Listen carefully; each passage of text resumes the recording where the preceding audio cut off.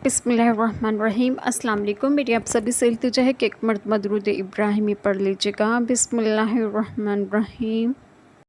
अल्लाहुम्मा सल्ली अला मुहम्मदिन व अला आलि मुहम्मदिन कमा सल्लैता अला इब्राहीम व अला आलि इब्राहीम इन्नका हमीदुम मजीद। अल्लाहुम्मा बारिक अला मुहम्मदिन व अला आलि मुहम्मदिन कमा बारकता अला इब्राहीम व अला आलि इब्राहीम इन्नका हमीदुम मजीद। बिस्मिल्लाहिर्रहमानिर्रहीम। और जो तुम में मरें और बीबियां छोड़ जाएं वो अपनी औरतों के लिए वसीयत कर जाएं साल भर तक नानो नफ़का देने की बे निकाले।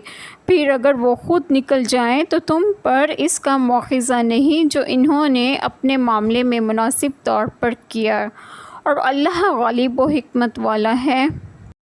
बिस्मिल्लाहिर्रहमानिर्रहीम। आज जो बात मैं आप लोगों से डिस्कस करूँगी वो ये है, यानी अपने अकारिब को वसीयत कर जाएं। इब्तिदा इस्लाम में बेवा की इद्दत 1 साल की थी और 1 साल कामिल वो शौहर के यहाँ रहकर नानो नफ़का पाने की मुस्तहक़ होती थी। फिर 1 साल की इद्दत तो मनसूख़ हुई जिसमें बेवा की इद्दत 4 माह 10 दिन मुकर्रर फरमाई गई, और साल भर का नफ़का आयत मीरास से मनसूख़ हुआ जिसमें औरत का हिस्सा शौहर के तरके से मुकर्रर किया गया। लिहाजा अब इस वसीयत का हुक्म बाकी न रहा।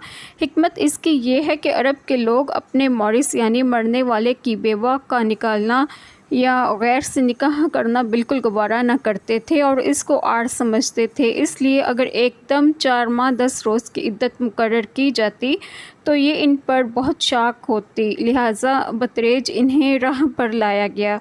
अल्लाह ताला हम सब के तमाम गुनाहों को माफ़ फरमाए और हमें सिरात मुस्तकीम की राह पर गामज़न करे, और आप सब को आपके घरों में खुश व खुर्रम रखें और सेहत व तंदुरुस्तगी भी दें। आमीन। जज़ाकल्लाह खैर।